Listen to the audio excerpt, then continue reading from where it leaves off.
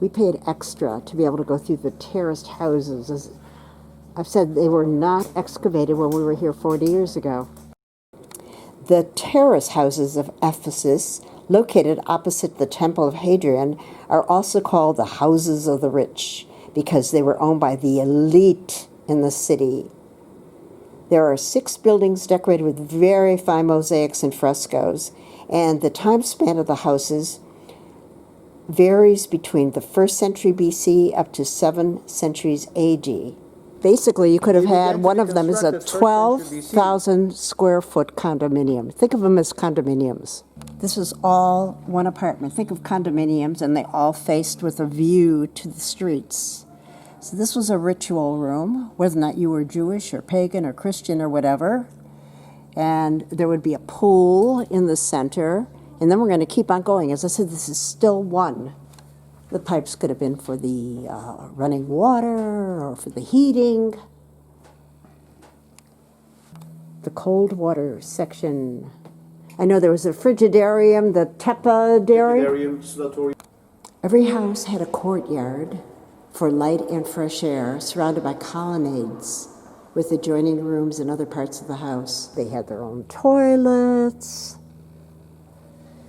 When you were rich, you were rich. 2 heatable rooms and basins from the 3rd century. Heated middle room, sudatorium, the sweat bath.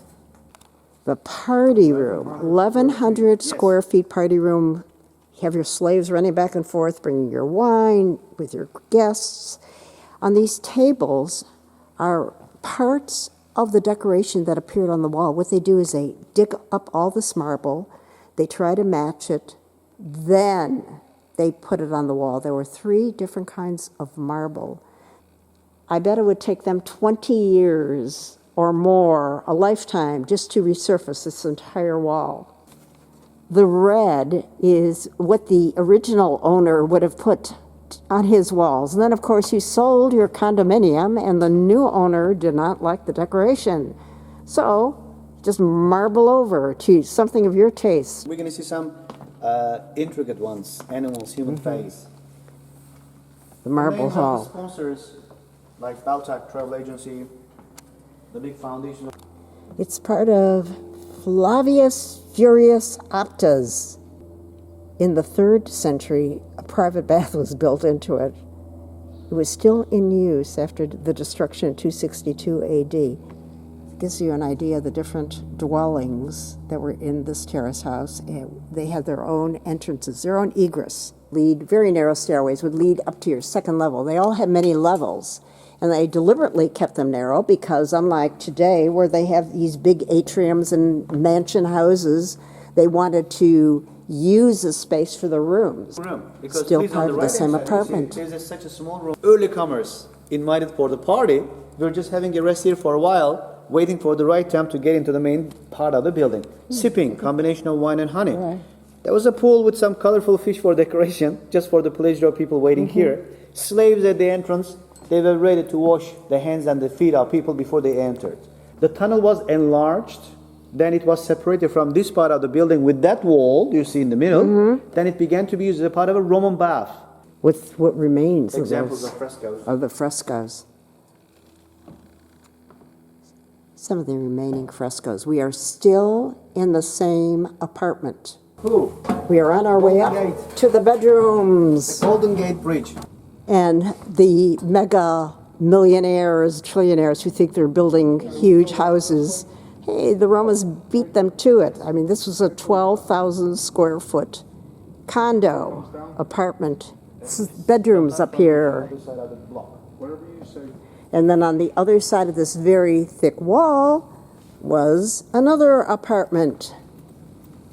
This was like a storehouse, like a... Right in this corner, you can see where the oldest layers was what the original owner had, and the person would come and say, no, I'm redecorating, I'm going to do this color, then I'm going to do that color.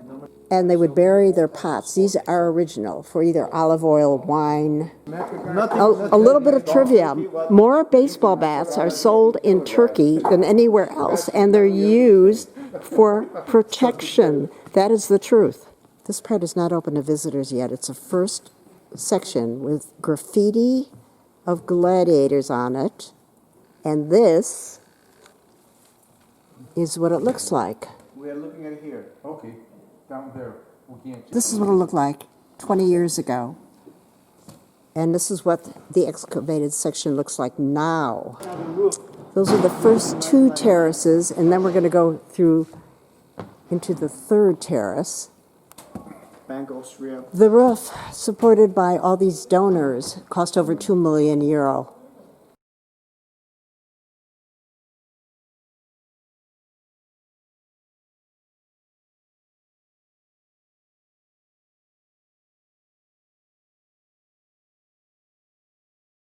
Back there we have Socrates. There's Cupid. almost at 2.5 hours. Oh, One of the mosaic. most intricate examples are the mosaics on the A floor. lion. Because I'm going to show you the Just like today, the living quarter was on the main floor. Kitchens, etc. Living dining rooms, sleeping quarters are up higher. like early days Picture of from the excavations. two when they You first see, started excavating. there's a very little repair job on these decorations. Almost how they were found. This apartment was originally one, and of course, because you could tell from the columns, and then they subdivided it into two apartments. The kitchen. An This example tiny of- kitchen, Yep, because there's a fireplace underneath. sewer system, rainwater comes down.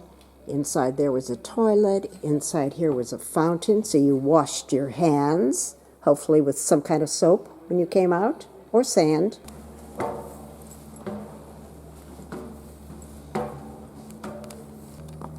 I can get the mosaics a little better from here. There's a dining room in there. The major colors people used are something like natural dyes, like red ochre, onion shell. Pool open all the way up. So while standing here, we got a lovely view of the sky and a fresh. Bedrooms will still be back that way. This is just a small part that's been excavated. Major. These are all individual pieces you of need them for the ivory other that are in places the only, yeah. museum that we do have to go to. What's your steps? I will, thank you so much.